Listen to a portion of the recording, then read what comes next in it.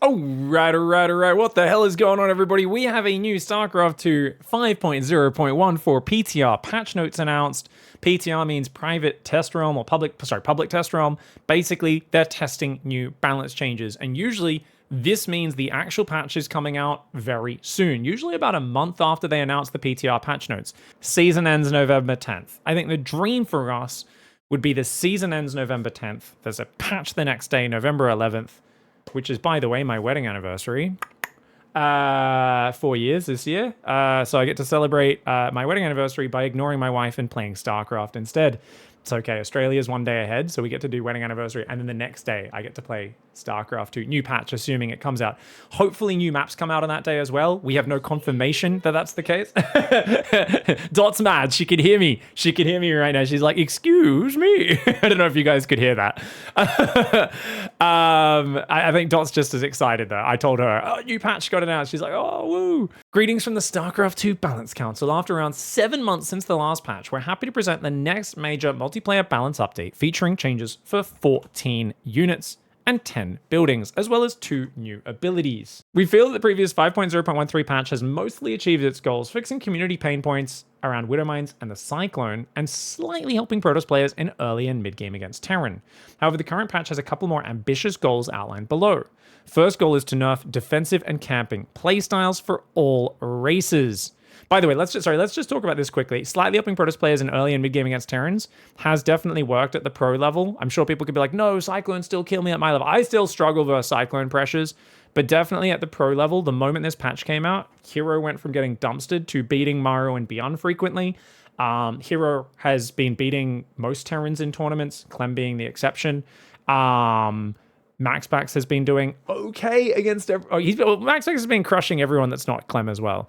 Clem basically is, I think, the one argument people have for the very top pro level that's not affecting it. Obviously, maybe you guys could argue Protoss is still garbage against Terran at your own level or whatever you want to argue. I would disagree with that. I think people just don't make enough zealots. They want to nerf defensive and camping playstyles for all races, both related to early and late game and the higher levels of play. We will target specific units, buildings, and abilities suited for camping to promote more active gameplay across all stages of the game. This is nothing new. The Balance Council has nerfed Disruptors, nerfed Broodlords, both very hard. They've done the Ghost nerfs as well. There's been a lot of changes, like Ghosts got less damage, Ghost Snipe used to, if they had vision, it would always complete. Now it falls off after a certain distance. There's a lot of changes they did to specifically try and like nerf camping styles previously, and this continues to be a thing. Basically, they don't want the game to just be rush 4 bases and you just slowly turtle and you have these long, slow standoff games. That seems to be something most of the community and the pro players agree on. We want to keep the game active and exciting, and obviously games will still get to those situations sometimes, but we don't want that to be the default. The second goal is to continue reshaping Protoss tools for high-level gameplay. We believe there's a major gap between how Protoss race plays and feels on the highest level of play and the levels below.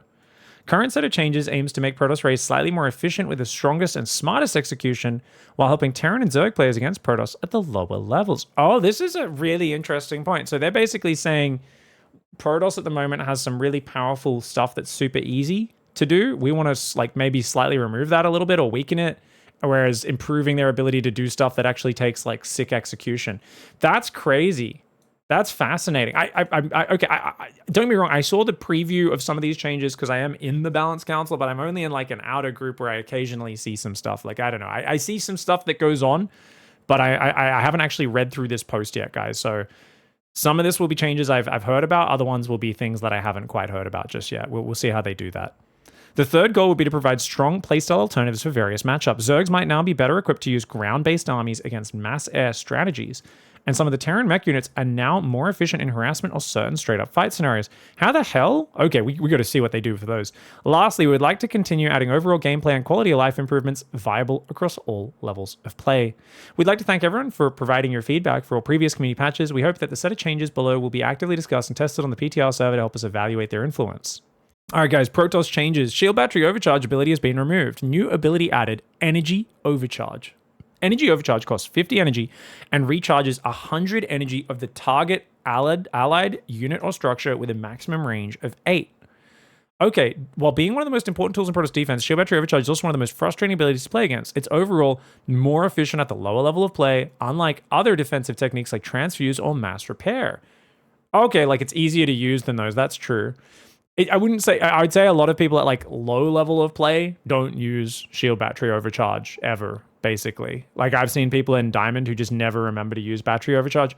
But obviously they're talking about, you know, people in Diamond 2, everyone starts using shield battery overcharge really well from Diamond 2 upwards kind of thing. And that is obviously lower compared to the upper pro tier that they're usually focusing on. Instead of this ability, there's a new tool which can help empower Protoss support units like Sentry, Oracle, or High Templar during defense. The ability can still be used to restore shield battery energy, but it is expected to perform much weaker in this scenario than shield battery overcharge. Okay, and they got a little GIF here. That's right, a GIF, not a GIF, you idiots. So you can just like recharge your energy on your sentries and keep chaining force fields here. That's really cool. I don't know exactly how it works, but that's going to be fun. Now, to compensate for that, they've also changed the shield battery, guys. It's shields and hit points increased from 150 to 200. So they're giving it an extra 100 total hit points, essentially, to make it a little bit more tanky. Okay, that's cool. Doesn't the shield battery only have 150 energy, though? I think they should put it back to 200 energy as well, probably, because it's only 150 now, isn't it? I could be wrong on that. I'll have to double check. They're like, look, this is a bit of a nerf for Protoss, early mid-game scenarios, so we're going to try and make the shield battery a little bit less, you know, harder to snipe, which I think really makes a difference. How often do we see batteries get sniped in PvZ by just Zerglings or a few Roaches or Biles? It's still snipeable, but 2 extra corrosive Biles or, you know, 20 extra Zergling hits actually makes a big difference. All right, guys, the Colossus is going to have its shields and hit points changed. So it used to be 150 shields, 200 hit points. It's now 100 shields, 250 hit points. They're basically saying, look, with no battery overcharge, having more shields is no longer crucial. Instead, having more hit points will actually be helpful against EMP and Protoss vs. Terran matchup and more rewarding for armor upgrade investment. So for those who don't know, normally you're going to go upgrades because shields is so expensive earlier. And having so much of your hit points on shields that doesn't get any armor benefit is kind of bad. The reason the Zealot is such a nice unit is it's 2/3 hit points, only 1/3 shields. So getting the armor upgrades on it is especially important against Terran because number one, you're getting the shields EMP'd anyway. And number two, those armor upgrades are actually working for a larger portion of your total hit point pool. So some people might be like, oh, but the Colossus won't regenerate as much if they're damaged in between fights. And that's true. But I think their overall survivability will on average be increased. So this is a very minor buff to the Colossus. Tempest, supply cost decreased from 5 to 4. That's huge, guys. Tempest right now chew up so much supply, and because they've got very low damage, they're just there to kind of pick at your opponent from afar. Sometimes if you just get caught out of position even slightly, if you don't have the perfect disruptors or storm catching you, you can get overwhelmed, right? They've said, look, Tempest, they've also damage point decreased. Now, damage point is how well you can micro it. Basically, move and shoot. Vikings, they reduced to almost 0 damage point, and if you look at Clem's Vikings, those things glide around like they're on friggin' flying ice skates, right? Shoot, move, shoot, move, shoot, move. They're just like swiveling and shooting and moving and shooting just so flawlessly. Whereas a high damage point is for a unit that's like really awkward, like a Thor that's like, ugh.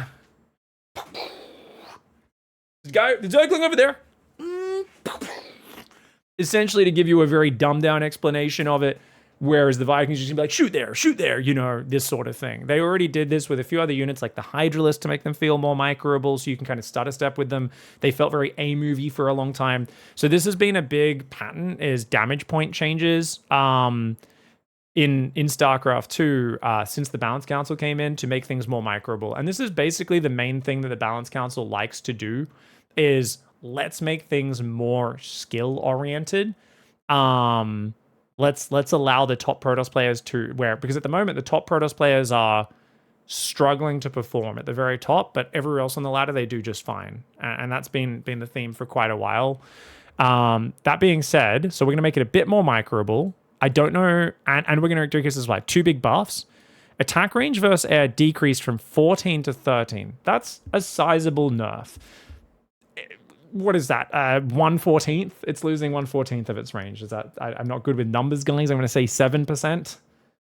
Just over 7% of its range. That does matter. Now, is this overall a buff or a nerf? I think this is a buff. If this was down to 12, I'd say it's a nerf. But I'd say more microable and having one less. I'd say this is a buff, a small buff.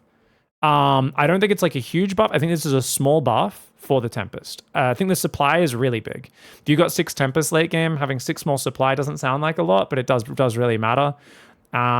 Yeah, I'd need to test this to really see what the difference is. Tempest used to have 15 or 16 range in early Legacy of the Void, guys. So this is going to be, it's going to be interesting as it slowly lost range in the iterations of StarCraft 2. It used to have 15 versus ground as well at the start of Legacy. I'll tell you guys, I had a lot of fun with the old Tempest. It was not a very microable unit, but it shot like a screen and a half away. It was amazing. Early Legacy was like, you just figure your Tempests are a pain in the butt, but they were a very chunky, way more expensive, slower unit back then. So it was a very different sort of interaction. So the dev comments say, look, these are an important tool. The high supply costs combined with an average damage output. I think there's a typo. They meant to say low average damage output makes the ultimate Protoss army weaker in the head-to-head fight. This set of changes will help high-level Protoss players fit a bit more power in their maxed armies, have more opportunities for micro while slightly decreasing the maximum attack range to not strengthen mass Tempest armies. I think this is a perfectly fine change, guys. Immortal mineral cost decrease. Guys, they're reverting the mineral nerf. Now, I cannot remember when Immortals got nerfed. I think this was a Blizzard patch back in the day where they made Immortals from 250 to 275 minerals. I think this was a Blizzard patch around 2019.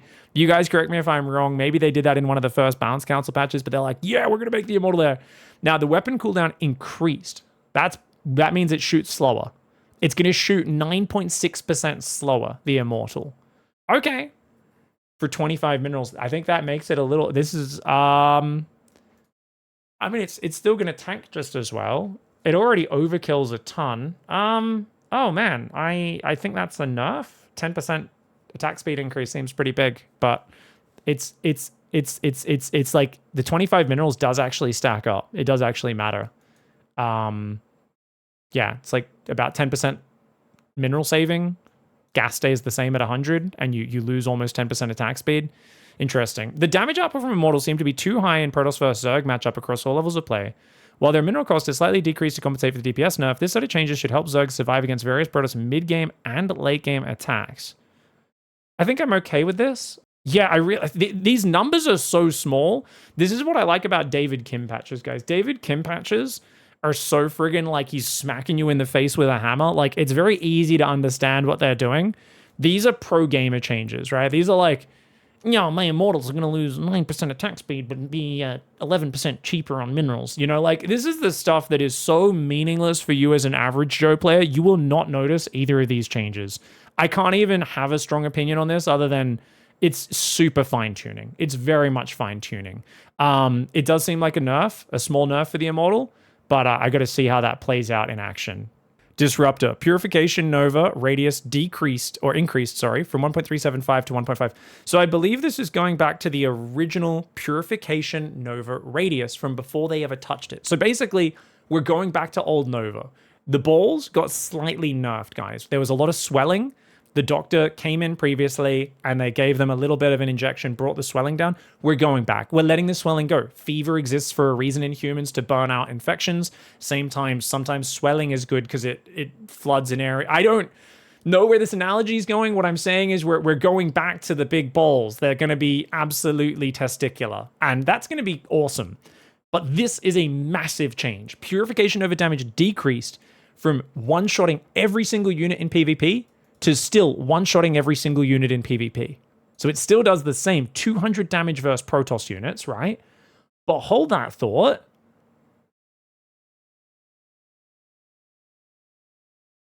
Only 100 versus non-Protoss units.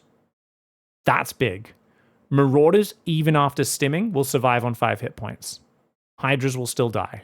Cyclones will now survive with 15 hit points. 30 hit points. What other units does this affect, guys? Roaches are going to survive with 45 hit points. Not one-shotting a roach is going to just... My brain's going to explode the first time I see this in action. It's going to feel so weird. Ravagers will survive with 20 hit points. Ghosts have 100 hit points. I think they still die. This is going to be interesting. This is a garbage change. I'm going to tell you guys why this is a garbage change. Why is the supply still 4 for the Disruptor? Because remember, they got buffed from 4 to 3 to 4. So if they made it the old AoE and made it the old supply cost, I could get behind this. But the fact that they're still costing 4 supply is too much, in my opinion. They're still going to be a decent unit, especially against Protoss, but I'm just like, man, can we really justify 4 supply if it's not even one-shotting like Marauders and Roaches. Because it's already a very awkward unit versus Zerg, because it's so countered by like Vipers, and top players don't really get hit by them anyway very much at high level. I feel like we should put them back to the old supply cost as well. And then I might be a bit more open to this change. Right now, garbage might be too strong a word. I like the radius coming back, sure. Let's read their comment, guys. Why am I judging this before reading that comment? Disruptors might be very difficult to play against on the lower levels. On the highest level, their efficiency dropped down significantly after the previous changes. This set of changes aim to bring back some of the disruptors' old power, making avoiding any damage more challenging for the professional players, while at the same time making single disruptor hits less punishing in the worst case scenario. With the new damage output, disruptors will no longer one-shot units like Marauders, Roaches, and Ravagers, while being more efficient against units like Marines, Ghosts, Banelings, and Hydras, as well as having more potential in certain PvP scenarios, which is fine. I do want to see the Disruptor come back in PvP. I think it's very fun to see, especially to watch high-level PvP with Disruptors, not just be so like Mass Stalker, Immortal Zealot, Archon focused. Yeah, I just think the supply cost should probably be reverted as well, personally. Yeah, I don't know. I think the Disruptor is like pretty important, even though it's really hard to play against as low-level players. I think to be fair, it's still, if you land a hit in the middle of their army, everything's still almost dead, right? Like the Marauders, no one wants to get hit by this. I don't think it's the worst change. I think it is like a small power level nerf though, which like I need to see the radius. I know it doesn't sound like a lot, that radius change, but it is radius. So remember, every bit of radius makes a pretty big difference, guys. We'll have to see what that looks like in effectiveness. All right, guys, Mothership. Mineral, gas, and supply cost increased from 306 to 408. Shield and hit points going back up by 100. Maximum damage increase from 6 times 6 to 6 times 4 times 4. What? Okay, it can now target up to 4 units at the same time. It has 6 damage, 6 beams. Wait, what? So wait, have they okay, so they've multiplied its attacks. So you've got 6 times 4 beams going on at once. Is this way more damage? Well, we are happy with the previous set of changes, which brought the Mothership back to Protoss versus Terran late game and improved its efficiency in other matchups. We also appreciate the community feedback about this unit losing an important part of its identity. This set changes brings back full Mothership power that's widely known 400 cost. Well, they wanted to bring back the meme, while also adding a unique ability to target up to 4 units at the same time. The single target DPS of the Mothership is now reduced, but the overall damage output will be much higher. Okay, that's awesome, because the Mothership's damage has always, since the beginning of StarCraft 2, been one of the most garbage things ever. And it's always been kind of sad, where you're just like, oh, this unit just does nothing. This is cool. That actually looks really cool, guys. So basically they're saying, look, we're lowering the damage by 1/3 and then multiplying it by 4. I know that's a bit fancy, but you basically end up at 12 times... yeah, right? Yeah, so you lose 30... Yeah. You end up at like what's the damage change? You get 3 times the original damage, about 3 times. It's something like 3 times what the previous total DPS output was. Chat says it's 2.67. Okay, so it's like 2.6 repeater. So it's like it's like close to 2.7. Okay, that makes sense. That's cool. I like that change. I think that's awesome. It is a bit more expensive, though. It takes a bit more supply, which means it's not going to be as powerful for, like, activating Cloak, doing the recall strategies. It's a little more expensive. But I love that it actually adds some damage now, and it can actually kill a few Hydras and stuff. I feel like this has been something that's missing from StarCraft 2 since the very beginning, is why is the Mothership not a unit that does any damage? You're just like, oh, it just floats along and has this little tickle beam that comes out of it? That's cool. I really like the lore behind this change. I think that's awesome. All right, guys, so we've finished Protoss changes. Is this a total buff or nerf for Protoss? This is the big question, because obviously people like to balance wine a lot and be upset about things. Shield battery is slightly tankier, but battery overcharge being removed is huge. Now, I've gone on record multiple times, and I've said the biggest patch that I disagreed with from the Balance Council was the nerfing battery overcharge, while not giving enough compensation for Protoss in the past. For those who don't know, they basically halved the amount of healing that the battery overcharge could do, its healing rate, in a previous patch, and that kind of ushered in the age of Protoss really, really struggling versus Terran at the pro level. So I feel like the battery overcharge nerf was a big one that wasn't compensated for, and I think they kind of compensated for that by then in the last patch. They fixed that a bit by at least nerfing the Ghost CMP a bunch, which really helped hero and pro level TVP players. But we haven't looked at the other changes yet, but just in isolation, I know everyone wants to know, is Protoss worse or better? I need to try out this energy overcharge ability. It seems very fancy to use. It seems like low-level players won't really get much value out of it because you have to, like, you know, buff up a sentry or a... Actually, dude, using that on High Templar would be really... Guys, I'm going to go Storm every game versus Terran. Being able to warp in a High Templar and give it Storm straight away is friggin' cool. It's like obviously a pretty skillful thing. Warp in a High Templar, tell the Nexus to put energy on it. It's not something a noob's going to do. That's friggin' awesome. Does anyone know what the cooldown is on this ability? It has a 60-second global cooldown across all your Nexus. You can only use it once a minute. And it gives you 100 energy. So it's unfortunately only on one High Templar. You can't like spread it between two. But giving 100 energy, it basically is going to turn that High Templar into 2 Storms. That's actually a very useful little thing. It's obviously nowhere near Shield Battery Overcharge. I understand the reasoning of let's move away from Shield Battery Overcharge because it just doesn't feel like a very fun or awesome ability. But I think it does come back to, like, are we compensating Protoss enough for this? And that's what I'm going to be looking at the Terran and Zerg changes and thinking about a little bit, because I do feel the worst change that the Balance Council did in the midst of 95% amazing changes have come out of the Balance Council, and they've almost always addressed what they wanted to. I've always worried that basically the Protoss pro players are, I don't want to say stupid, but I would say very bad at arguing for themselves and very bad at understanding the consequences of changes, because there's a lot of Protoss players on the Balance Council. They're the ones who agree to these changes. They're the ones who propose a lot of these changes. And I do think sometimes they, just looking at overall power levels in the past, I don't know if it's because they've been negotiated down or what's going on, but I think in that particular patch where they got rid of Shield Battery, they nerfed Shield Battery Overcharge, I think it was a huge loss to Protoss power. So for me, I'm erring on the side of this change is way more impactful than all the little, you know, Colossus change we can not think about. It's almost non-existent, right? It's a very slight tweak. Tempest is a small tweaky change as well. Immortal, slight nerf, also a tweaky change. Disruptor errs on the side of being a nerf, I would say, even though it is not that big. Mothership, the damage is cool. It's an amazing lore change, but the cost is going to be a nerf to late game. Doesn't really matter for average Joe Protoss players. I think all things considered, you can probably look at this as overall a slight negative for Protoss power level with really cool design philosophy behind it. So I am a little worried that these changes, and this is still testing, so we need to play games, cast them, and give as much feedback as possible on these. I really feel like we might need to, maybe remove something like the Immortal change or something like that. I'm not sure exactly, but we'll see how it goes. Because I do think, like, the design philosophy of let's move away from having this, like, single spell at this stupid battery that we need to rely on is good.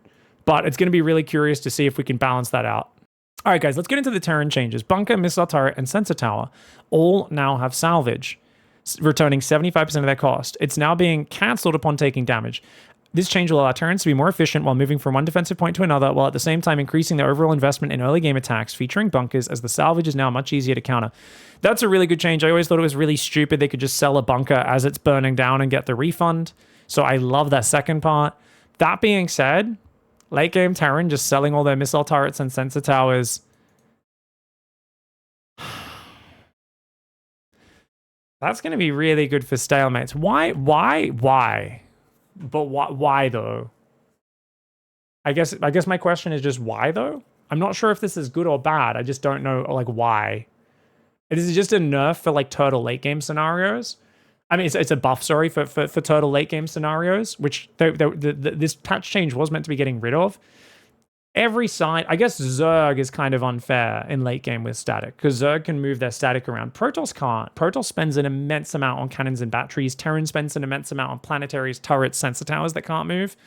So it's kind of interesting to give Terran a bit of essentially the Zerg mobility. You don't get the full cost back, but that's interesting. I don't know if I have super strong thoughts. This is just for me a bit of a why though. Just a bit of a huh? I like the bunker part. I love half of this change, and the other half I'm just like, I don't know if I care that much. I'll probably get mad if I lose to someone in, like, a stalemate where we mine the map out and then they just refund, like, a few thousand minerals and gas, and I'm like, screw you. That's unfair. I can't sell my spines. Can I tell my hatchery to eat a spine crawler? Can I feed a spine crawler to a hatchery and get some money back and turn it into zerglings or something? Come on. Planetary Fortress, armor decreased from 3 to 2. Oh, okay, guys. Planetary is going to be a bit easier to kill with zealots, zerglings, these sorts of things. Awesome. That's kind of big. Marines as well. Beyond's going to be really happy. Unironically, guys, TVT, Beyond, the number of times I've seen Beyond try to kill planetaries with like 80 Marines just stimming on it, and sometimes it wins the game, and sometimes it just loses 45 Marines. He's going to enjoy that in TVT. I don't think he'll enjoy it in the other matchups. Sensor tower, mineral and gas cost decreased from 125 to 150. Interesting. So we're making it a bit cheaper, but the radar range decreased from 27 to 22. Oh my god, guys, I don't know if any of you guys who aren't as tight into the scene as me, but I think we all just, you know how like in Star Wars when Obi-Wan's like, oh, I sense a great disturbance in the Force, you know, after they blow up the planet in A New Hope, right? This basically just happened, except I can sense Rotterdam's burgeoning erection from here. Rotterdam has been basically complaining about radar range on the sensor tower and how it just makes the late game really boring because like there's no surprises. Terran already has scan and then they can just see whenever the army's coming and move to react, and it makes it really boring in late game. He's been complaining it. They already nerfed this from, I think it was 29. No, I think they went 30 to 27 in a previous patch about a year ago. Now it's going down to 22. So it's going to nerf sensor towers massively. It feels like with 22 range, they're not going to be very useful. And therefore, I'm okay with it being incredibly cheap. I think this is overall probably a good change. I think the reason Rotterdam has such strong feelings about this is he lives in Europe. He casts a lot of European StarCraft, and Europeans love to turtle to late game and then really just like optimize their late game static setups. It's a little bit like casting Age of Empires on Arena every day. And I basically, that's like a special corner of hell. So I can understand why Rotterdam gets so excited by this change, because he's just like, please, anything, you know, make it less static, you know, make it more action-packed. And this does fit the overall design philosophy of doing that. As someone who basically my Twitch chat shouts at me, why didn't you build sensor towers? Why didn't you build more sensor towers? This is a good change because this is going to give me an extra excuse for forgetting to build sensor towers. So thank you very much, Balance Council, for that one.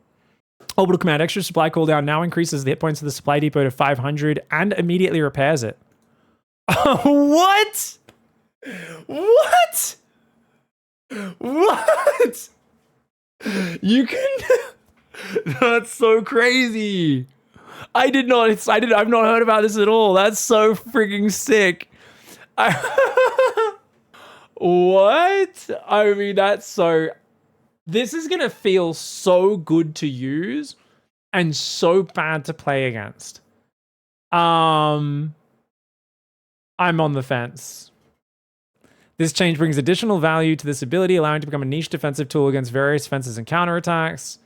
It's also just rarely used in the high level of play, mostly considered to be an emergency tool in case of supply blocks. Yeah, you can usually look at how bad a pro player's macro has been and how kind of how much adrenaline they have pumping by how many extra supplies they've used in their base. If they've used 3 or 4 by like 7-8 minutes, you know they're like either doing a really tight all-in that they've planned, or they're panicking and basically making huge mistakes.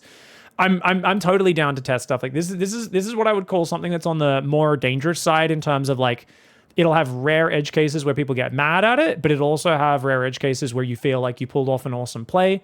And I think we should always be happy in the StarCraft scene to have just fun new toys to play with. So this hits me right in the G spot of fun, hilarious plays. Yes, let's discourage turtling by adding super defense to a wall. It's not super defense. It's a 400 hit point wall structure. This is only for defending all-ins. This is only going to help you in some rare all-in scenarios, like, and it is essentially 50 energy, which, you know, is going to delay. It'll help. It gives an extra 100 hit points as well. Yeah, it gives an extra 100 hit points to the depot guys, as well as immediately repairing it. So, you know, you could technically get like 450 hit point value. It'll be... I guess my main worry with this would be like a Ravager Ling all-in, where you really need to bust through that wall very quickly. We already had the Ravager nerfed a bit. Clem is already a little bit immune to a lot of all-ins. I guess, yeah, I'm happy to experiment with this. I want to try it. My worry is that with Clem and a lot of the top Terrans not really scouting much and just being safe against stuff purely off their reactions in a lot of situations. I say that. Dart keeps winning a lot with Niduses and Queen Zergling all-ins, so... But yeah, the classic Ravager Ling and Bane busts, I feel like, are already very rare at the high level. I worry that this might make them a little more rare. Baneling Bust, it won't really matter that much, but for other ones. Hellion, Blue Flame upgrade bonus, damage versus light increased from 5 to 9. This is huge, guys. The Blue Flame upgrade is rarely utilized as a harassment tool. Even when I make it with my mech units, it feels garbage, guys. This change allows Hellions to two-shot workers of all races, which is going to be huge. We can use Blue Flame against SCVs again. Also help underused mech playstyles in all matchups. Promote generally more active early and mid-game players from Terran. This is really important. It's going to help against Zealots a little bit. Maybe we can play Hellbats with our mech against, against that. I do wonder, does it change the Hellbat damage at all, or only the Hellion damage? Probably only the Hellion damage, right? You guys can let me know in the chat. But I think that's only for the Hellion. I don't think it'll change the Hellbat form, actually. Liberator, advanced ballistics effect changed from providing +2 range in defender mode to increasing the radius in defender mode from 5 to 6.25. 56% area increase. So what's this saying, guys, is rather than being able to siege up from further away, you still have to be the same distance to siege up, but it's a way bigger lib area. So the circle's way bigger, but you have to be closer to it. I need to see this in action to fully understand what this does. Smart Survey's upgrade is also now going to affect Liberators, allowing them to siege and unsiege really fast. So we're going to allow their siege time decreased 26%, unsiege time it decreased 23%. Okay, these aren't as big a reduction, I believe, as like Thor's changing modes, Vikings landing and lifting, Hellbats and Hellions swapping back and forth, which is good because buffing Liberator mobility is huge. Remember, we have been nerfing Lurkers specifically because on their Adaptive Talons upgrade, because Lurkers felt unfair as a siege unit that moved as fast as a Stim Marine off creep previously and was also tanky as all hell. It felt like, and we've seen, even with it being nerfed a few times, Rogue is just spamming Nidus Lurker and, ruining a lot of the top players, right? In Protoss and Terran. So you got to be careful with this because siege units are there. +2 range reduction is massive. So I really don't know how these 3 changes interact with each other because this is 3 changes, guys. It's removing range, adding massive range reduction, massive radius buff, and then you've got a pretty significant ability to reposition buff. I need to play with this. I'm just going to completely reserve judgment on this until I play with it. All right, guys. Jumi has already shown us a fish. What? What? What? Radius of the sun. What? What is that? That's a nexus. That's not a gateway for perspective, guys. That's insane. What?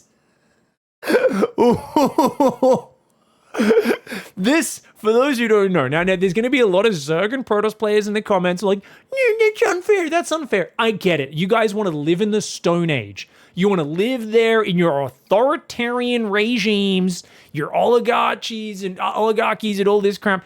This is democracy. Can you please just lay down your arms, come out of your houses and stand in the open and accept the freedom? That is a liberator coming to give freedom to your dirty backwards people, okay? Your dirty backwards people. That's crazy. That's so big. That's too big. Don't get me wrong. It's way more exposed compared to the middle of the zone, but the increase is just so giant that I don't think it matters. As well as giving it a speed unsiege boost, this is not fair against Protoss at all, especially. Libs are already good versus Protoss. I think this just makes them straight up broken, especially with the reposition ability, because the main way you fight Libs is by forcing them to siege and unsiege and keeping them pinned defensively. I have to test it, but it does seem too big. If we lower that by 20% or something, maybe, that seems a bit off the charts. I can't believe that's going to be fair, but we'll see. Despite the previous advanced ballistics nerfs, Liberator maximum attack range is still an important limitation on the map making process. Okay, so what they're talking about here is Oceanborn, guys. Oceanborn and one other map both have spots where Liberators can siege, and because the bases are so close to the edge of the map, the Liberator can siege, and you can't deal with it unless you get air units. All right, guys, I couldn't find the game, but yeah, basically there was a game where, like, I think it was Showtime versus Gumiho on Oceanborn. Showtime was winning, and then, like, 2 libs sieged up 2 of his newest bases, and the Stalkers just couldn't reach it. And in the midst of a really chaotic game, he had to build a Stargate, make a Phoenix, slowly get over. And it was minutes of lost mining time, and Gumiho made an amazing comeback. So it was actually kind of crazy. So they're just basically saying, hey, This is going to remove that because at least you can just go into the circle and kill the Liberator. You'll always be able to reach the Liberator even though the circle's giant. It's a frustrating mechanic to play against. This set of changes aim to test a different approach. So they're very clear. They're saying, look, this is testing a different approach to the unit, further decreases its maximum range in line with the Tempest change, but allows it to cover more area on the sides and underneath the Liberator in Defender mode. Yeah, I think they're going to have to tweak that circle a little bit. It seems a bit too big, but I do like the idea of make it so there's less scenarios where the Lib is just unreachable by ground units, because that's so frustrating. Thor's explosive payload, splash damage mode damage, is increased from 6+6 versus light to 8+4 versus light. So it's the same total versus light, but a little bit more damage for the Thor versus Vikings armored units, that sort of stuff. Its radius is also increased from 0.5 with 100% splash damage to 0.5 with 100. So the initials, it used to just do flat splash damage, full splash damage in a very small area, guys. But now it goes a bit further for 3/4 damage and way further for 50% damage. Oh my god. Thank the lords, guys. Thor's versus Mutalisks has been, it was, for like 8 years of StarCraft 2, Thor's wrecked Mutalisks, and it was a nice counter to them. And it's been so frustrating playing mech versus Mutalisks for the past years since they got rid of this. It's going to go back to its role as a good anti-Mutalisk unit that the Mutas need to use their mobility to avoid rather than just fly over the top of and ignore. I like that quite a lot in that regard, because I really felt like for mech players, Mutas were so annoying to deal with. You really needed to not just have a Thor or two, you would actually put your Thors in single fire mode. You'd have 2 Thors in single fire mode just for extra range, and you'd use Widow Mines as the real scary thing. And anyone who's tried to counter Mutalisks with Widow Mines knows you're kind of hoping the Mutalisks fly into the Widow Mines. You feel very immobile. So I felt like going for a bunch of Mutas and then going back into just a more standard anti-mech game was very hard for a mech player to deal with, at least at my level. So I do like that personally from the Terran mech perspective. The payload attack range is decreased from 10 to... Oh no. Oh my god, it completely loses its range though. Okay, that's a massive... Okay, it's a mobile Widow Mine. Okay, I see. All right, so that's a massive range reduction, guys. It's not going to be useful at all against Thors and against Vikings and Corruptors and stuff. I totally take that back. The extra damage, it's never going to get in range to do damage there, or very rarely. That's a massive nerf. It will be better at dealing with the Mutalisks when the Mutas commit to the fight, and it will do much better damage there. I mean, I like the idea here of testing it. But yeah, I think this is an interesting one. The explosive payload mode, while being default for the unit, is rarely utilized outside of TVZ against Mutalisk. It's useless versus Mutalisk as well, unless your opponent's an idiot and clumps them up in range of it. So it's overall much weaker than its high-impact counterpart. This experimental set of changes aims to test a very different approach to the explosive payload, allowing Thor to deal much more damage to all types of units in a cost of major attack range reduction. That's cool. They show it killing Void Rays here. That's adorable. That's kind of cool. Yeah, I mean, I like the idea. I definitely want to try it out. I'm down to try this out. I like the idea. It might need to be like 8 range, I think. Or maybe keep the range, but lower the splash radius a little bit. I don't know, to like just one max splash or something like that. 1 range. We'll see how it goes. Okay, guys, so to sum up, Terran Changes. Liberator looks like a big buff right now, but I think they got to just tone that down. This is a fantastic one. The orbital command drop is going to help you out. Hellions are going to be buffed. So we've got let's go to the top. We've got a buff.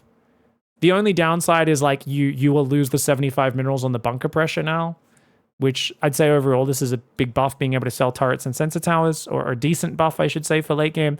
Losing the early bunker salvage does matter. So small buff for Terran, nerf for Terran on the PF, big nerf on the sensor tower, which nerfs the turtle game. Orbital drop is a cool little buff. I like it. Hellion, Blue Flame, nice buff for early harassment especially. Liberator, big buff right now, but I don't think that's going to go through that zone. That circle just looked way too big. Thor, splash damage range. I mean, the splash damage mode had such shitty splash damage and is so rarely used. I don't want to call this a buff or a nerf until I've tested it. It feels like the range reduction is probably a little bit too much, but I feel like its splash damage mode was so garbage that like anything you're doing to address this has got to be in the right direction. We'll see which way this goes. Overall, probably buffs for the Terran, but I don't know if any of this is that big. It's the Liberator circle just seems crazy. I think that's the main thing I'd be worried about. And also the unsiege siege. I should definitely... The siege on siege faster, because the Liberators are flying units and quite fast, worries me a little bit. this is one of those things that I don't know if we'll really notice until we see Clem against Protoss with mass lib, but his ability to reposition might be just insane with that change. So that's something I'm a little cautious about. I'm like, I don't know. Now here's the big changes, guys. The Zerg, the bugs. Let's go. Queen, mineral cost increased from 150 to 175. That is huge. But mineral cost of hatchery decreased from 300 to 275.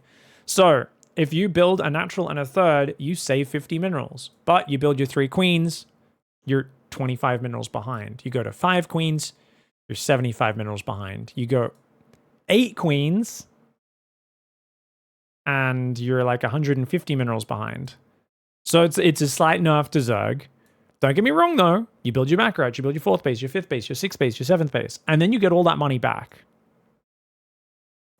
The later you go in the game, you'll get all the money back and more. So I would say this is a slight nerf because opportunity cost matters more. So you can look at the flat mineral cost and say, well, you save 100 minerals on your 6th, 7th, 8th, 9th base, but the 100 minerals doesn't matter at that point of the game, whereas the minerals at the start really matter. So being behind 75 or 100 minerals in the first 5 minutes is way more important. It's way more important. Yeah. 275 minerals will come faster, so you can 16 hatch earlier. That's a good point. You can build the hatchery a little bit earlier. Yeah, that's true. That's true, chat. Wow. Build orders might slightly change. I'm excited. I think it's enough of a wash that this is a very minor tweak. I think anyone losing their mind over these changes doesn't understand how complementary they are. Like, because this is literally, I give you $20 and you give $20 back. And then you go, you fucking took my $20! You asshole!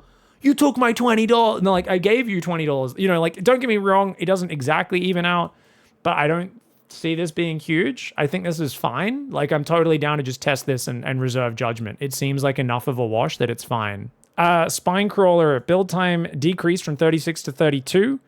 Damage increased from 25 plus 5 armored to 30. Hello? What? Spine Crawler Chad mode? Spore Crawler damage increased from 15 to 20. HP decreased from 400 to 300. Okay, guys, there's a big comment for all these changes together. Zerg playstyles against Terran and Protoss players at higher levels are mainly focused on defensive gameplay featuring mass queens. The efficiency of such defensive styles with strong execution means that Terran and Protoss might also prefer to stay passive, which doesn't lead to active early games.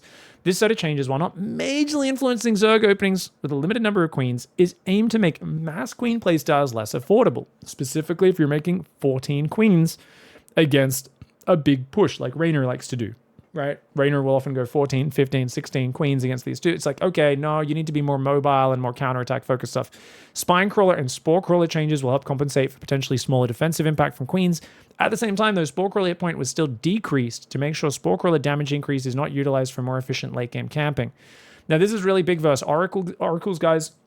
Spore Crawler 5 damage is really big. Let me very quickly check exactly how big. My instincts say it's big. Thankfully, it's easy to calculate because an Oracle doesn't have armor, so it's just 160 divided by 15. Previously, it would take 11 Spore Crawler shots to kill an Oracle, and now it's going to take 8. Whoa! That's a big... Yeah, that Spore Crawler is going to actually get that Oracle out of that mineral line quick fast, man. Damn, dude. Damn. High-level Oracle play is ridiculous. Spores really don't do that much, so yeah, that definitely matters. Chat says, but no queens. I mean, you're still going to have your 5 queens very easily to defend, so I think you're fine in terms of... Your queen count's going to be very similar with your build orders. If you have 6 queens and 3 hatcheries, you are down 75 minerals, don't get me wrong. You could say the Spore Crawler compensates for that in ZVP openings. I'm down to test this out and see how it goes. I really don't feel too strongly about this. I'm excited to see this change because I do think Mass Queen is obnoxious. It's crazy to me that for the first 8 years of StarCraft 2, we had the Queen. Did you guys know the Queen used to transfuse for 125 hit points? No heal over time, just 125 flat. There's a famous old clip you can find of Suppy in a base trade. He had nothing left but 30 queens and 1 Ultralisk. And he just this one Ultralisk killed an entire army because it just would not die. The fact that we used to, be okay with that, and then it got nerfed, and queens is still kind of an issue in certain ways. So it's fascinating to see us realize, man, this queen it's kind of a frustrating unit design, but at the same time, it's so core to Zerg design you know, we don't want to screw with it too much. So I'm really fascinated to see how this change comes out. This change is actually the bigger thing, and this is huge. And let me tell you why. Apple Juice messaged me on Discord this morning, my boy from my clan, and said, isn't this going to make all these changes make 12 pool overpowered, 12 pool drone pool? And I was like, well, the queens and the hatchery cancel out, so you've got the same number of queens. It'll be fine. And he's like, no, the spine crawler build time and bonus damage. And I was like, oh, crap. I didn't think about that. So this is what we need to test. We need pros to basically test out, does 4 seconds extra build time and 5 extra damage on the spine mean you can just 12 pool drone pool any small or medium sized map? Because it's already a very tight fight at the top level when you're playing with this sort of stuff. So we might see it. This might be a bit overpowered for Zerg versus Zerg. That being said, the hatchery can start slightly earlier, which means slightly earlier defensive Zerglings popping out of that natural and queens. So we'll see what goes on. All right, guys, Hydralisk. Move speed on creep with muscular organs upgrade decreased from 5.11 to 4.83. 5.5% reduction on creep. I think that's great. Yeah, I think Hydras are a bit too strong defensively. Fair call. Don't weaken them offensively, just defensively. Sure. New ability added Dash. Dash is researched in Hydralisk Den. Requires Hive. Upgrade costs 100 minutes, 100 gas. Takes a minute to upgrade. It's an active, non-targeted ability with 10-second cooldown. Opponents use Hydralisk for 60% movement speed bonus for 0.71 seconds. What? The idea of this ability is to add more micromanagement potential for the key Zerg unit against mass area of effect damage spells like Psionic Storms and Purification Novas. Combined with other changes like Microbial Shroud, this ability might unlock alternative ground-based Zerg playstyles against Protoss late game army comps without giving too much base power to the unit. Move speed on creep with muscular organs upgrade is slightly reduced to make sure Terran and Protoss harassment tools are not nerfed with this ability being added. Guys, this is less than a second. It's a massive movement speed buff, but for less than a second. It literally is. This is the most pro gamer stuff I've ever seen in my life. This is you're basically stim and splitting your Hydras like they're Marines. This is hilarious. You could also use it to like jump on your opponent with like an ambush just a little bit quicker for that initial 0.7 seconds. It's less than a second of YOLO on your opponent's face. I like it because I don't think this can possibly be that overpowered, guys. It'd be good for chasing your opponent down a little bit. Yeah. But it's such a short thing, and it's a Hive Tech upgrade that takes a minute to upgrade. It's going to be kicking in so late in the game. I think this is fine. Like, I would love to. I know there's going to be, like, every change, there's going to be 1,000 people going, it's the worst thing ever. It's going to ruin my games. The Hydras are going to jump scare me. Maybe you guys are right. I just can't see this being overpowered. I think this is perfectly fine. This split against Storms or Purification Novas, good luck. If you're splitting reactively versus those spells at the last second, is this really going to make, is it going to make that big of a difference? I mean, you still need to play with insanely high skill. I want to see a top level Zerg doing it. I feel like if you're relying on Hydras against lots of Storm or Novas with a Hive Tech upgrade anyway, you're probably already in a pretty bad spot. Like, I think the upgrade is short enough duration, gated behind a high enough cost and tech requirement that I really don't think it's a big issue. I think this is just cool, and we're going to see some crazy skill expression with it. But I think it's so conservatively implemented with such a short duration that I just want to see. Like, this is just, once again, fitting into the realm of cool stuff that could be really exciting. And if you guys are getting super mad over something this small, just take a deep breath and let's see some cool stuff. Like, I think this could be really awesome. I don't think there's going to be much use of this that's going to annoy me and people below my skill level on the ladder. The way I see people annoying me with this is just if I get caught out on the map and the Hydra initial dive is just a little bit faster. That initial, like, Zerg catching me by surprise is going to be a bit more brutal. That's the thing that I think at mid, low level, my level even, GM, but nowhere near the pros, I think that's what we might get frustrated with playing against this. But I'm down for it. Super down for it. Infesta, Microbial Shroud is now sticking to units, providing them with its effect for 3.6 seconds while off the Shroud. Yeah, why not? It's such a niche friggin' spell. Yeah, so you still throw it down, but if a unit leaves the cloud, it gets an extra fuse. Yeah, so the problem with Shroud, people are always like, why don't people use Shroud versus Skytoss more? And I'm like, well, basically, because what the opponent does is they just step away, and then, like, if your opponent's not dumb enough to fight you in the Shroud, like, it's a purely defensive ability. This gives it a little bit more mobility and offensive utility, So I'm totally down with that. I still think it's a very niche spell. Despite being very strong on paper, Microbrew Shroud is not widely used in Zerg vs Protoss late game, mostly due to units under Shroud being vulnerable to area of effect damage spells. With Shroud sticking to units for 3.6 seconds outside of the Shroud, you now are able to micro more freely. Because this is the problem, guys, is what happened. You'd throw the Shroud down and they'd just storm the Shroud. And you'd be like, well, do I sit in the Shroud and eat the storm, or do I spread and move out of it? And like, yeah, you could throw a few more out, but it was just like, there's absolutely the problem was like, you're like, aha, I can defend my units in this. And your opponent's like, I don't even need to aim for the units. I just aim for the Shroud with my disruptors and storms. Lol. You know, like, I'm down with this. I think it's fine. If it's too strong, they can obviously scale it back. Ultras, while moving, Ultralisk is now able to push allied units. Oh. What? Oh, that's fun. Oh man, that's gonna really help them not getting stuck in the back. Wow. We feel the previous Ultralisk size attack and cost changes were all helpful to improve the state of the unit. This additional change should help Zerg players across all levels to better utilize Ultra strengths, avoiding cases where Ultras are stuck behind allied units. This is like a big noob helper for sure. Dude, my Ultraling Bane already wrecks Terran. I'm gonna wreck them even more now. This is great. I have no idea how much changes like this really affect things. I'm going to reserve judgment until I see it in action, guys. Just exciting. Broodlord hit point is increased. Oh, Broodling, not Broodlord. The Broodling hit point is increased from 20 to 30, so they're reverting that change. Broodling weapon cooldown decreased, so they're reverting the Broodling nerfs. Fixed a bug which prevented Broodlord from dealing full damage while shooting from the maximum distance. I didn't even know that was a thing. So the Broodlord seemed to lose too much power in head-to-head fights after the previous set of changes. The Broodling changes are now reverted, which combined with the bug fix should help the unit perform better in various late game scenarios. I mean, that was a pretty massive nerf to the Broodlord previously.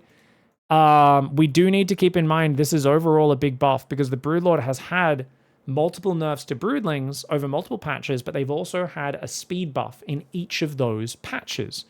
So now we're reverting two of the core changes.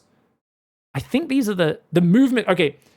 What they haven't, so this might seem like they're reverting all of the nerfs and they're keeping the buffs. This is sneaky. The Balance Council is evil. It's a bunch of Zergs. Keep in mind, there is one really, really important change they did not revert, and that is the Broodling movement speed. Remember, Broodlings used to be like, they used to just be like, it used to be like little face crawlers from Aliens. And now they're like, I'm a Broodling. It's like watching a drunk rhinoceros, and they're keeping that, right? And duration. The duration is also still shorter. So there's still slow movement speed, still short duration. So what they're saying is we're keeping the movement speed buff for the Broodlord, but like we're gonna, we're gonna reverse some of the Broodling nerfs because the Broodlings got so nerfed. They're gonna be a little bit tankier, attack a bit faster. They're still not going to last long, and they're still going to struggle to actually get on top of enemy units if the enemy's moving at all because they're so slow. So I think that's fair. I'm okay with it. We'll see where it goes. I believe Broodlord still had a spot late game against Protoss, and especially against people who built too many tanks as Terran. But outside of that, I did agree with pros that they were so weak in most scenarios. I think this gives back a little bit of power to the Broodlord without probably being too much. For me, it was always frustrating when the Broodlings were so fast because they could block an army so effectively, even as you were trying to move around and move away. So the Broodlings themselves are still somewhat immobile. All right, guys. So Zergs. Buff for Broodlords. Buff for Ultralisks. Because people always want to know the power level. Buff for Infestors. Is this a buff or a nerf? I'd say it's a buff, because even though they're a little nerfed defensively on creep, there's no nerf to them off creep, and they get an upgrade. It's an upgrade that I think is pretty niche because it hits so late in the game when you normally aren't relying on Hydras, but it's definitely a buff. Spore Crawler is buffed. I think we would all be happy to trade the hit points to do a bit more damage. Spine Crawler, buffed. Mineral Queen, Hatchery Queen, slight nerf. Zerg, oh, yeah. I mean, that's a lot of buffs. Now, obviously, putting it like that is very disingenuous because just like, are these all 1% buffs? Are they 10% buffs? Are they 2% buffs? They're mostly pretty small, right? They're like none of these individually is a game changer, except maybe like the Spore Crawler is I think really big for early games EVP.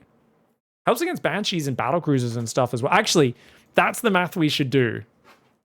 550 hit points. How much armor does a battle cruiser have? 3, right? Yeah, 3 armor. Okay, so you're doing, you used to do 15 minus 3, which was 12. So you do 550 divided by 12. So previously a Spore Crawler took 46 shots, guys, to kill a battle cruiser. Whereas now it's going to be 550 divided by 17. Down to 33. That's a pretty big buff as the battle cruiser opening, which, so Spore Crawler is way better, guys. All right, guys, at the end of the day, I think this is a lot of exciting changes. We've got a bunch of general changes here as well. Icons, Siege Tank and Immortal Tracking change from previous patch reverted due to causing unintentional retargeting.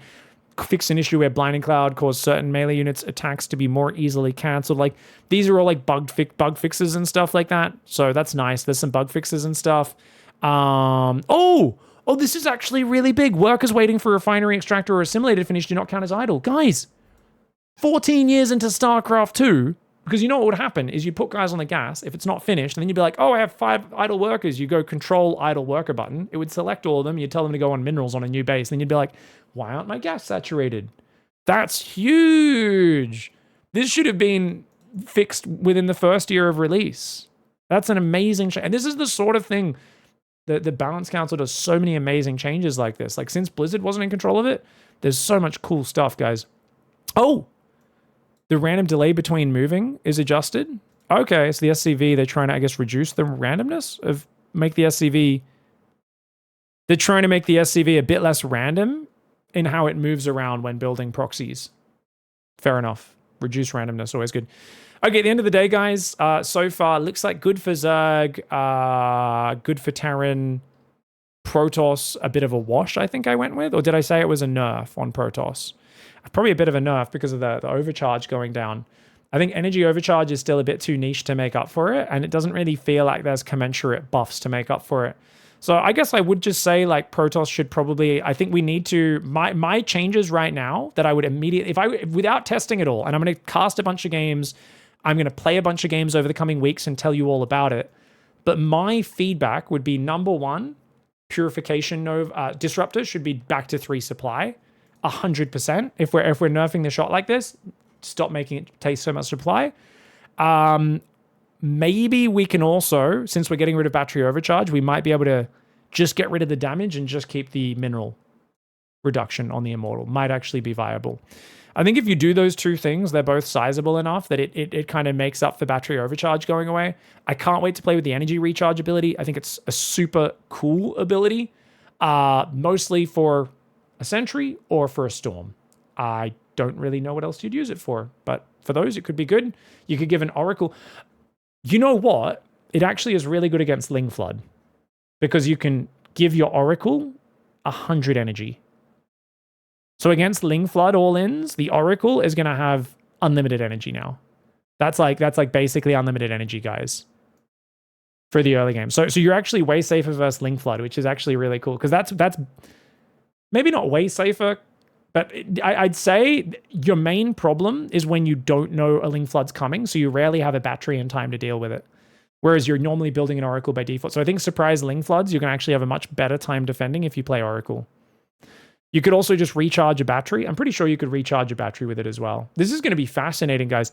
I love that a lot of these changes are ambitious. I love that these changes are anti-turtle. I do fear that once again, we seem to have really creative and interesting Terran and Zerg changes. And I think the players are coming up with very smart changes for those races. And it feels like the Protoss players in the Balance Council maybe just not as creative. I've in the past said sometimes I think they might be stupid, Protoss pro players, when it comes to arguing for things to make their race good. Or make sure that as you're nerfing things, you get commensurate power level increases. Like I've argued for a few of the changes, like the battery overcharge change previously. I argued strongly against it. I said this shouldn't go through unless there's other changes that buff up Protoss, and that was the biggest mistake the Balance Council made to date, was making PvT very Protoss favored at the pro level, which is what they're mostly focused on. It made PvT quite Protoss favored, and then they did fix it a bit with the Ghost nerf in the consecutive patch. With battery overcharge now being completely removed, and I don't think this makes up for it. I don't think the extra hit points, as nice as it is, and the hit points really does make a difference, guys. An extra 100 hit points on each battery really does help. There are games where you're in a much better spot now with the new Protoss. So hear me out on this. You're going to be in games where you're surprised, and previously when you were surprised by all-ins, your battery got focused and you just didn't get to use battery overcharge anyway, so you'd lose like that. And that was a really frigging frustrating way to lose. That's not going to happen anymore. And it's not because of the hit points of the battery, it's because you're not as reliant on the battery overcharge. You're reliant on other things to keep you alive. So I think that's going to be really, really exciting. I think you mean Terran favored. Sorry, did I say Protoss favored? I meant it was very Terran favored for that patch in PvT. If I said Protoss favored, you guys know I misspoke. It was after they got rid of battery overcharge. It made it very Terran favored in PvT, but then they nerfed Terran with the ghost reduction, and that really helped out. Like, heroes started beating Terran a lot more at the top level, which was really good. Cool. I'm down to try all these changes. I worry, like I said, just to reiterate, guys, I think this is okay for the Tempest. I think if they went any lower on the range, it would have been terrible. But I think one range I'm happy to trade in. I think we need to lower that supply cost on the Disruptor. Mothership change is really cool, but probably a slight nerf, just because you are making the mothership less accessible, and its main function is not damage. Its main function is recall and cloak. So, you know, it's a little tankier. You got an extra 100 hit points, 100 shields, which does make a difference. You got more damage. It's very minor. Overall, cool changes. I love the direction. I love that we've got new abilities coming. I love that we've got a mothership that actually acts the way it should. This is, once again, the only criticism I ever have had of the Balance Council, guys. Because you guys know people are like, oh, you're a shill, you defend them, you're part of the Balance Council. The main thing is just power level balancing between the factions during a patch. And that's happened. There's been one patch where they did a bad one on that. So right now, with the proposed changes, I think this is a little bit bad for Protoss in terms of overall power level. I think it's impossible to be completely balanced. But I think like a small thing, like obviously the Liberator, I truly believe the Liberator's way too big right now. You guys, I'm not even counting this as a change that's going to go through, because I think that's going to get tweaked. I think a lot of these will get tweaked. But I think change the Liberator, make the Disruptor a little lower in supply, maybe get rid of or lower that attack rate, decrease of the Immortal. And we need to just check that 12 pool Spinecrawler Rush doesn't just crush every game. Those are my concerns. Overall, I'm really positive. I love that we're getting these changes. I think they're mostly really cool, guys. Like, I'm super down to see what happens. And I think we're going to get a new map pool when this patch comes out as well, which I'm really excited by, because I think new maps changes things probably more than the level of balance changes we've seen. A lot of people get so upset over balance changes, but in my opinion, the map changes are probably bigger. The way we're changing things at this state of StarCraft 2, they are very small compared to the changes in the early years, because we don't have Blizzard support anymore and we can't make big sweeping changes and then correct them consistently. Sometimes it takes months and months to correct something that goes through wrong, which is why it's very important to be a little more conservative. I have no word on if there's maps. I haven't heard anything about it, but I assume we'll get new maps. And I can't wait to see what those bring. I do think the current map pool is a bit too Terran versus Zerg favored. That's the main thing I'd be looking for. I haven't really analyzed it in the other matchups that much, but that's the main thing I'll be looking for, is just, a bit more variety, a big change up, and be a bit less favored for Terran. Anyway, this was awesome, guys. I know this is a massive, massive review. I hope you don't mind me going through it. We just had so many things to cover. Thanks for watching. We're going to have a bunch of casts of games on the PTR with pro gamers going out over the next few days, so stay tuned for that. Thanks for watching, everybody. See you next time. Goodbye and good night.